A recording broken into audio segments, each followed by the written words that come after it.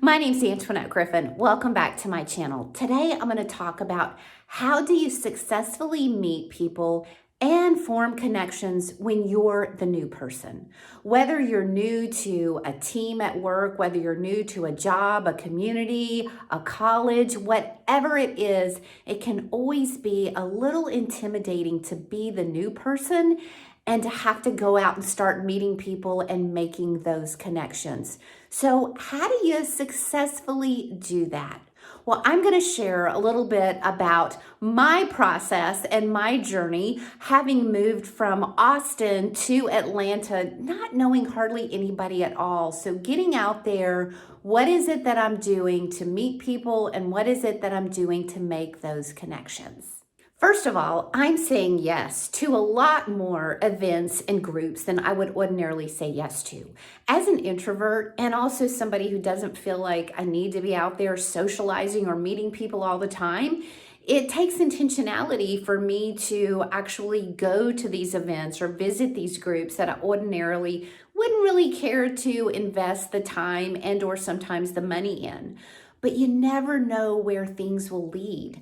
I visited a group a couple of months ago that I thought, this is really not for me. However, I met somebody at that group who introduced me to someone else that I had a conversation with, who introduced me to another group that I ended up getting involved in, and I never would have found out about it had I not have visited that very first group. So I am being very intentional about saying yes. Secondly, I know that as the new person, I've got to take the initiative and introduce myself.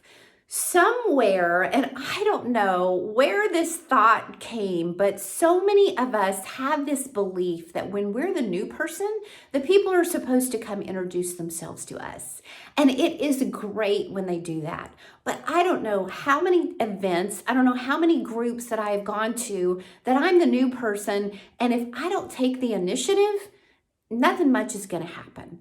I remember when my husband and I, earlier on in our marriage, we would go visit a church and we would leave that church and say, I didn't really like that church. Nobody really came and introduced themselves to me. And so often we found out later that that church was growing so much that the reason why nobody introduced themselves is because there were a bunch of new people there in the first place, and they were all new. I just went to another networking event a couple of weeks ago, and I took the initiative to go around and just say, hi, my name's Antoinette. This is my first time here, so I'm going around meeting people. And you know what so many people responded with? Well, I'm brand new too.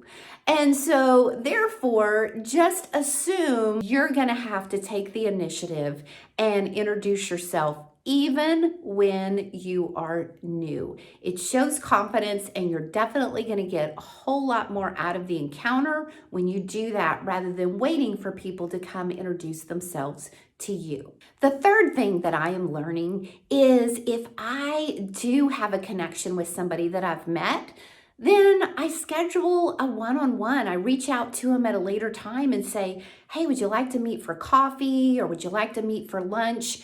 Because so often in these group settings, there's, a bunch of small talk and there's other people around, and we really don't form those connections with other people. So there can be people that I know you've experienced this too, that you have known for years, but you really don't know them well.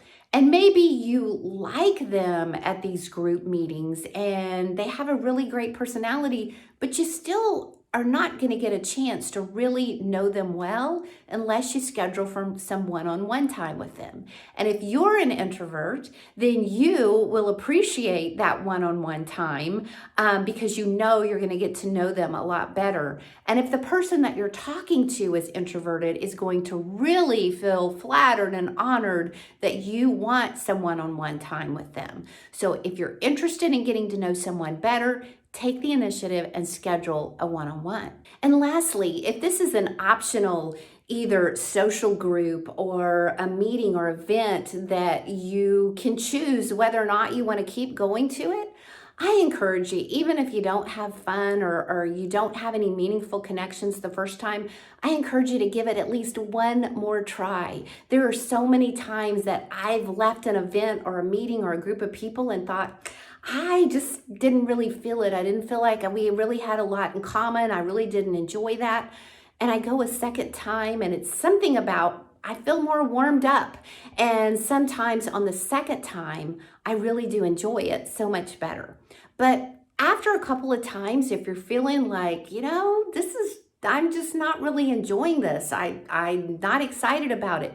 There's nothing wrong with you. There's nothing wrong with that group. It's just that we tend to gel with some people more than others.